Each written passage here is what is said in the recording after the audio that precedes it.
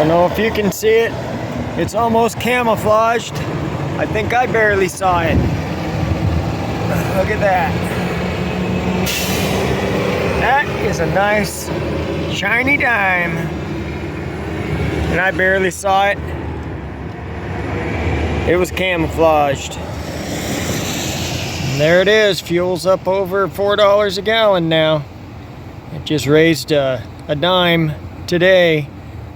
Up over $4 a gallon. That is a very sad, sad sight. So I got the trailer out, got it hooked up to the truck. So that means I will be stopping somewhere tomorrow and picking something up. A very useful item. And I'll let that be a surprise for another time. I do have some pallets on the trailer, and I am hoping to get about 4 more pallets before I go pick up this item, because I need spacers. But I figured it's been raining all day today, which is good news for my water tank. Take you over there real quick. But before I take you to the water tank, so I'm really glad that I have this hitch installed on the back blade of my tractor, because it makes getting that trailer out of its normal parking space, which is right here, so much easier. I can do it nice and slow. I can watch everything I'm doing, especially since I've added this fence here. And I have steps right there with a piece of concrete. So, you know, trying to fish that trailer in there and get it backed in and twisted just right so that it takes up the least amount of room possible so that I can still use my path to go next door. That tractor makes it so much easier, so much nicer. And if you remember, I do have a spotting hitch that goes on the front with the forks, but it does not have a 2 5/16 ball on it, so I have to get that fixed before I can use the spotting hitch on there, but that is on its way. And so I just tested the water tank, and I am collecting rain. But right there where you see the magnet, that's both magnets put together. That is the current water level. Now just a week ago, that water level, you can kind of see, you can kind of see that mark right there. That's where the magnet was. And that's how full it was. But then we had a warm spell, and I ended up using water, and I'm not sure how low I went. I didn't test it, but then it started raining last night, and we've added to it, so that's a good thing. Hopefully we have some more nice days ahead of us, but maybe tonight, since the sun's gone anyway, maybe tonight it could just rain on us and finish filling my tank for me. I don't know, who do I ask about that? Who do I place that order with?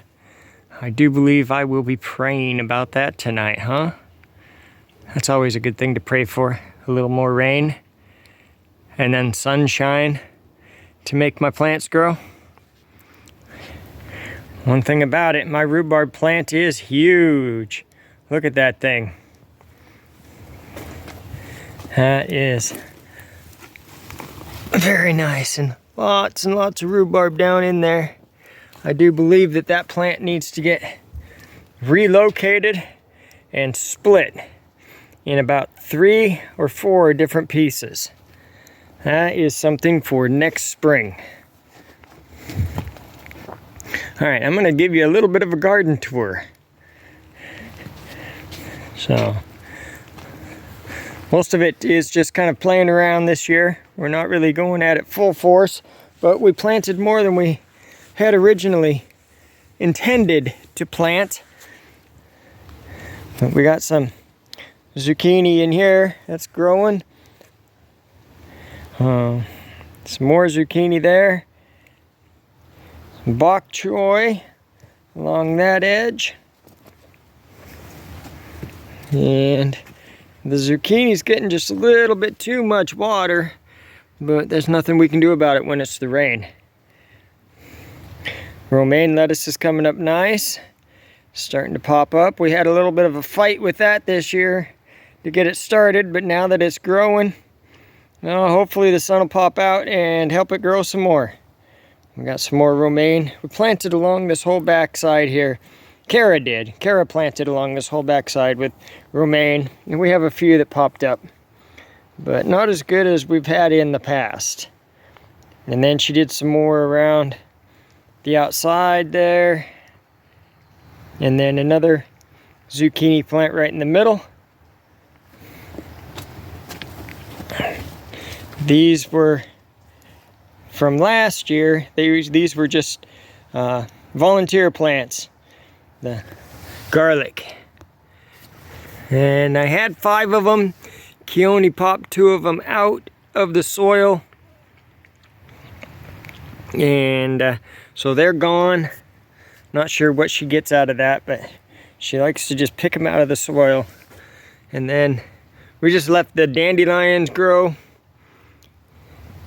for the rabbits and the chickens because they love the dandelions. So we just left them grow because we didn't plant anything in that spot. And then a whole bunch more bok choy, and it's doing really well. This is the first time we ever grew bok choy, so we're hoping that it does really well for us. Another zucchini plant. A little bit more romaine because we were struggling on the other bed, so we decided to do a little bit more romaine on this bed. And since the sun came out, it really popped up. It's really going for it, and yeah, there's a lot of weeds in here that I need to get rid of, that's for sure, but I don't want to do it too soon because I don't want to pull out something that we planted. More bok choy. This stuff's really far along. This is in really good shape. You can kind of see how it's starting to go for it. So, some beans right there in the middle. You can see the beans. And, you know, it's been cooler this year, so everything is really stunted and really slow. And now it's getting a lot of water. It's getting a little bit too much water. You can kind of tell by how yellow the plants are.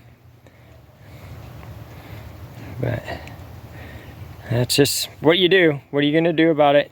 You know, I could put a cover over it maybe, but then I have to have a whole lot more watering that I do myself. So my radish has just popped. This is really nice. The radishes are about ready to start picking and eating. And mosquitoes are nasty tonight. But I don't have to water, that's for sure, but really happy with the radishes. You know, I mean, goodness gracious, you got to take your wins when you can get them, even if it is just radishes. They say anybody can grow radishes, and I said, well, if I can grow them, yeah, anybody can. Doing good, looks good to me. And my potato crop is coming in really nice.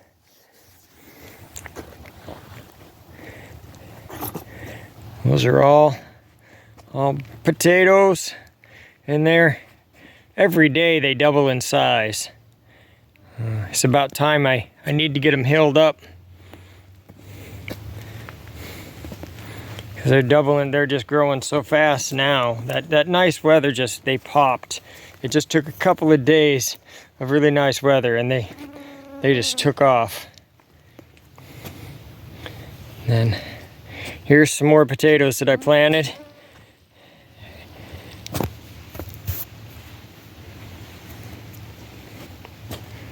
So I have a good mix of potatoes in here. I have russets, and then I think the Kennebecs, if I remember right. And then I kind of use this.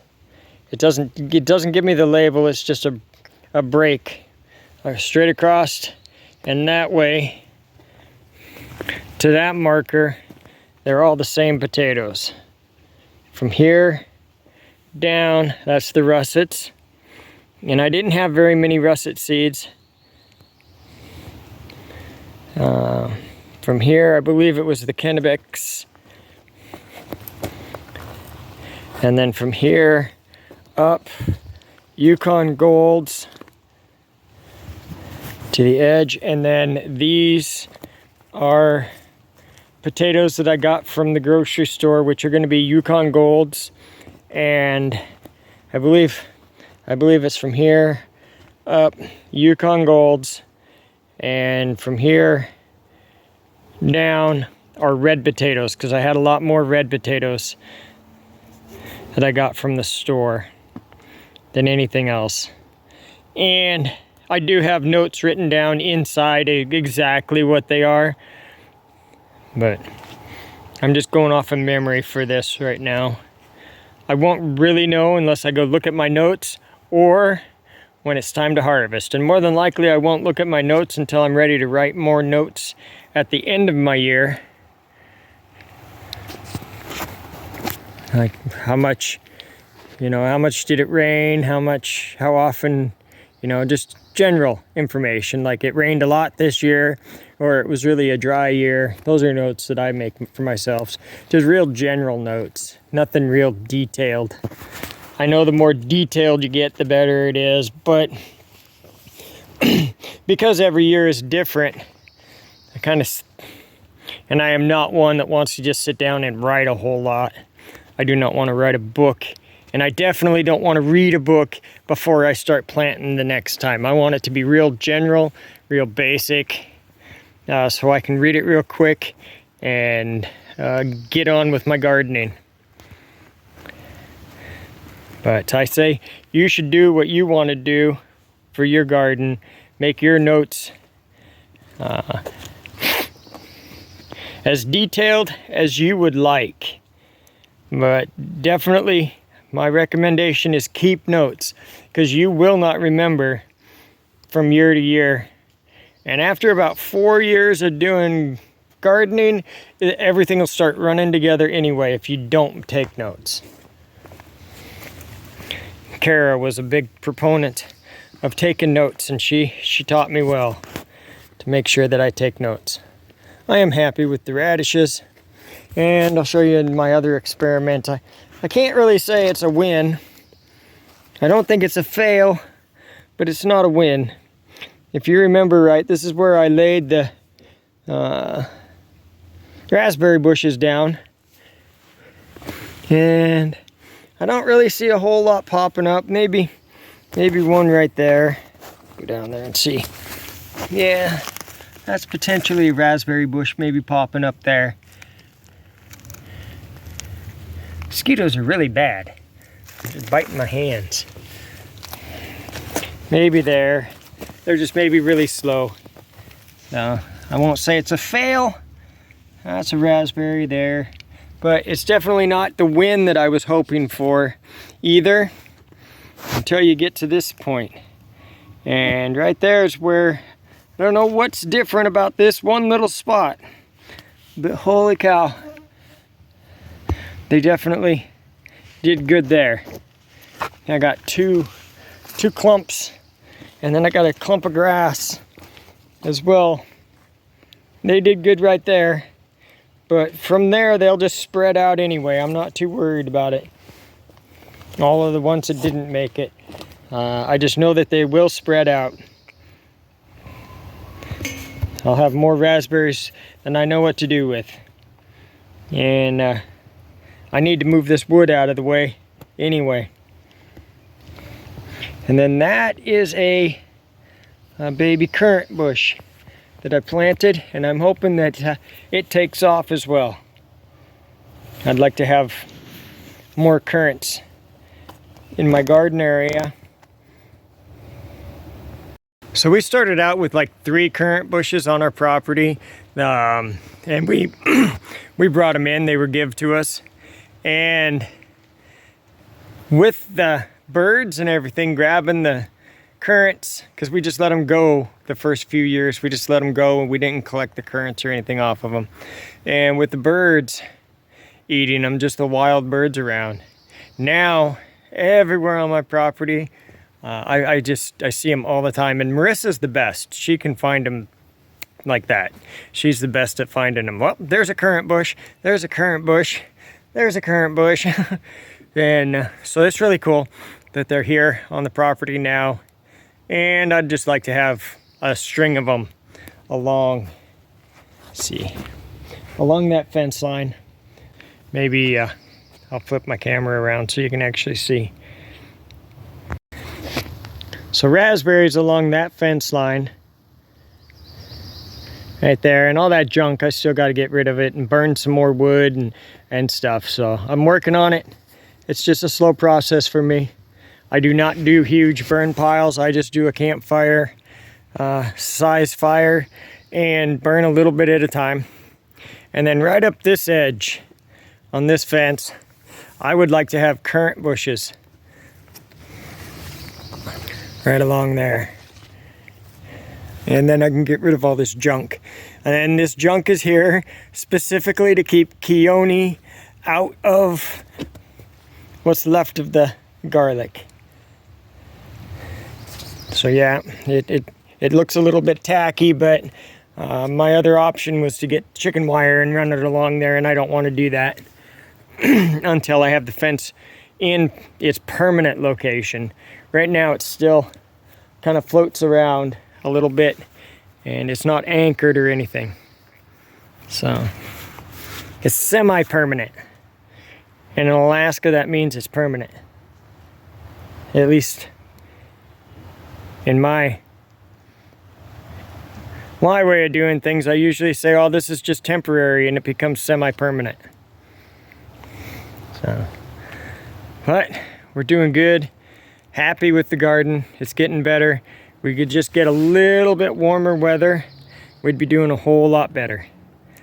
Just like, it's just a cool summer, and that is the way it goes sometimes. But I do have some wins, and we'll see where I have some losses probably too.